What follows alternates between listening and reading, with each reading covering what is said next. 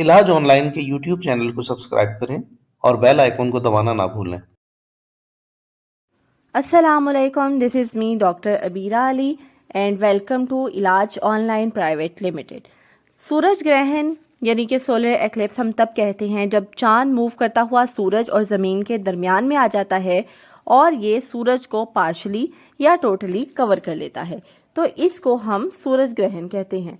तो सूरज ग्रहण एक रूटीन का फिनोमेना है जो कि कुछ ना कुछ अरसे के बाद रेगुलरली नमूदार होता है। लेकिन इस सूरज ग्रहण की वजह से प्रेग्नेंट लेडीज और उनके बेबीज को क्या क्या नुकसानात हो सकते हैं, इन्हीं सब के बारे में हम आज की वीडियो में बात करेंगे। वीडियो कंप्लीट देखिएगा और अगर आप मेरे चैनल पर नए हैं तो चैनल को लाजमी सब्सक्राइब कीजिएगा। तो पहला मिथ ये है कि सूरज ग्रहण के वक्त आपने डायरेक्टली सूरज की तरफ नहीं देखना, आपने इंडोर रहना है। तो ये मिथ नहीं है। बेसिकली ये एक जनरल एडवाइस है, सिर्फ प्रेग्नेंट लेडीज के लिए ही नहीं बल्कि सबके लिए ये एडवाइस है कि आपने सूरज की तरफ डायरेक्टली नहीं देखना, अदरवाइज आपका आंख का पर्दा यानी रेटिना डैमेज हो सकता है और आपकी नज़र परमानेंटली जा सकती है। इसके अलावा आपने गैर ज़रूरी बाहर निकलने से गुरेज करना है ताकि आपकी स्किन के सेल्स भी डैमेज ना हो। नंबर 2 पे एक मिथ है कि आपने सूरज ग्रहण के वक्त कुछ खाना पीना नहीं है और ना ही आपने कोई नया खाना पकाना है, तो इस मिथ में कोई भी सदाकत नहीं है। नंबर 3 पे एक मिथ है कि प्रेग्नेंट लेडीज सूरज ग्रहण के वक्त घर का काम नहीं कर सकती, तो इस मिथ की भी कोई सदाकत नहीं है।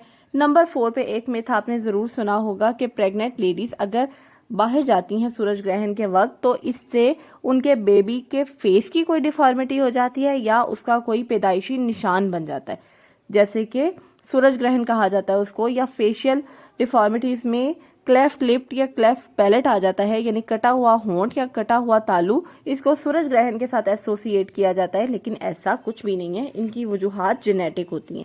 इसी तरह से कहा जाता है सूरज ग्रहण के वक्त आपका मिसकैरेज होने का चांस होता है, इसमें भी कोई सदाकत नहीं है। फिर ये भी कहा जाता है सूरज ग्रहण के बाद आपने नहाना है, इसका कोई ताल्लुक नहीं है प्रेगनेंसी से।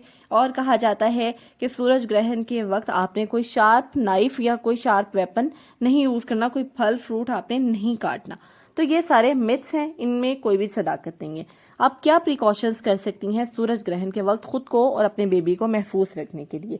तो एक ही मेन प्रिकॉशन है कि आपने खुद को इन हार्मफुल रेज से बचाना है। आपने डायरेक्टली सूरज की तरफ नहीं देखना, अगर देखना है तो सोलर फिल्टर्स जो कि एक स्पेशल किस्म के ग्लासेस होते हैं उनका इस्तेमाल करना है। अपनी स्किन की सेफ्टी के लिए आपने सनस्क्रीन का इस्तेमाल करना है। खुद को आपने हाइड्रेटेड रखना है ताकि आपको डिहाइड्रेशन ना हो, और आपने खुद को रिलैक्स रखना है और ख़ुद को एग्जॉस्ट होने से बचाना है। और आपने बेबी की मूवमेंट्स को सोलर एक्लिप्स के टाइम भी मॉनिटर करते रहना है ताकि अगर कुछ भी एबनॉर्मेलिटी है तो आप अपनी डॉक्टर को रिपोर्ट कर सके। तो सोलर एक्लिप्स से आपने हरगिज़ नहीं घबराना। अगर आपको अपनी सेहत के अंदर या अपने बेबी की मूवमेंट्स में कोई भी मसला लगता है तो आपने फौरी तौर पे डॉक्टर के साथ कांटेक्ट करना है और उनको रिपोर्ट करना है। लेकिन जो इतने सारे मिथ्स मैंने आपको बताए हैं, इन मिथ्स को आपने फॉलो नहीं करना, इन मिथ्स में कोई सदाकत नहीं है। बस अपनी आइज़ को आपने महफूज रखना है सोलर एक्लिप्स के वक्त। तो थैंक यू, अल्लाह हाफिज़।